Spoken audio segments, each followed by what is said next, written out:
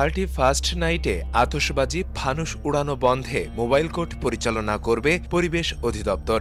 এমনটা জানিয়েছেন বন ও পরিবেশ উপদেষ্টা সৈয়দা রেজওয়ানা হাসান। আজ সকালে সিনেট ভবনে তিনি একথা জানান।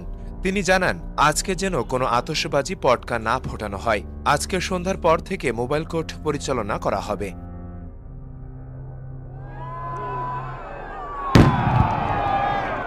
2022 সালের ইংরেজি নববর্ষের রাতে আতশবাজির শব্দে ভয় পেয়ে অসুস্থ হয়ে তানজিম নামের এক শিশুর মৃত্যুর ঘটনা ঘটে।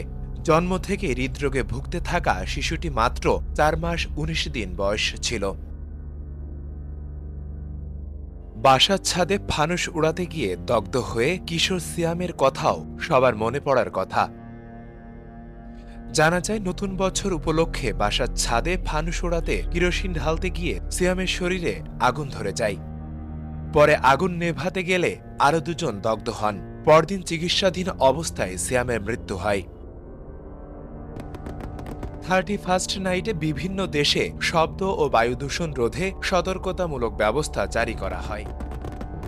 প্রতিবেশী দেশ ভারতেও চলতি বছর দীপাবলির রাতে আতশবাজি ও পটকা ফোটানোর কারণে ভয়াবহ দূষণ ছড়িয়ে পড়েছিল, যার ফলে লক্ষ লক্ষ মানুষের মধ্যে শ্বাসকষ্টজনিত সমস্যা দেখা দিয়েছিল।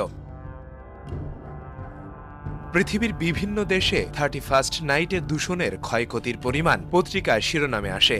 দূষণ ছড়ানোর অভিযোগে শাস্তির ঘটনাও ঘটে। প্রাণ প্রকৃতির স্বার্থে ইংরেজি নববর্ষ উদযাপনে আমাদের সচেতনতার পরিচয় দিতে হবে। 31st নাইটের আনন্দ যেন অপরের জন্য বিরক্তি ও ক্ষতির কারণ না হয়, সেদিকে খেয়াল রাখতে হবে। ফেরদৌস সাগর, মানব কণ্ঠ, ডেস্ক।